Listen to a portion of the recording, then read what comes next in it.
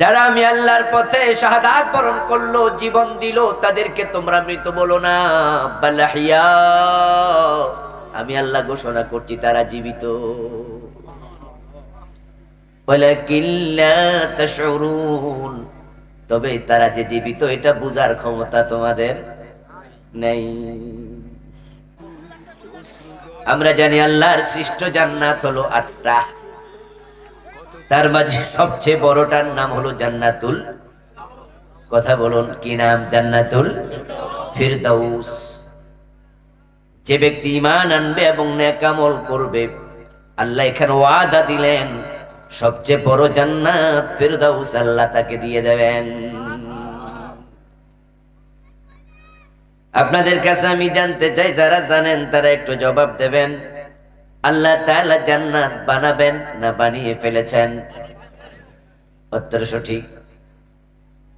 আল্লাহ জান্নাত প্রস্তুত করে রেখেছেন, এখন যাওয়ার জন্য আমাদের প্রস্তুতি নেয়া দরকার।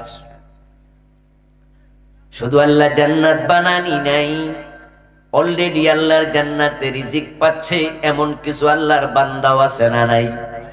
তারা হলো শুহাদা, আল্লাহর শহীদ বান্দা। যারা সাধারণ আল্লাহ প্রিয় বান্দা, তারা আল্লাহর জান্নাত পাবে হিসাব নিকাশের পর। বর্তমানে তাদের লাশ আছে কবরে, রূহ আছে ইল্লিনে। তারা কবর থেকে হাসরের ময়দানে যাবে, তারপর সেখান থেকে 50,000 বছর পর তারা ফুলসেরাত পার হয়ে জান্নাতে যাবে। আর যারা শহীদ, শাহাদাতের সাথে সাথে আল্লাহ তাদের রূহটাকে জান্নাতে পাঠায়া দেয়।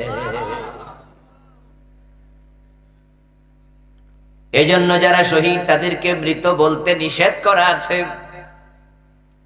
ওয়ালা তাকুলু লিমান ইউকতালু ফি সাবিলিল্লাহি আমওয়াত বাল আহইয়াউ ওয়ালাকিন লা তাশউরুন। সুবহানাল্লাহ।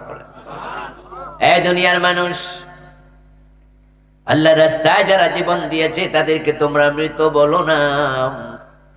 তোমরা দেখতে পাচ্ছ নিথর দেহ পড়ে আছে। একজন মরা মানুষ যেমন নড়ে না, চড়ে না, চোখ মেলে না, কথা বলে না, শহীদও শিখতাই।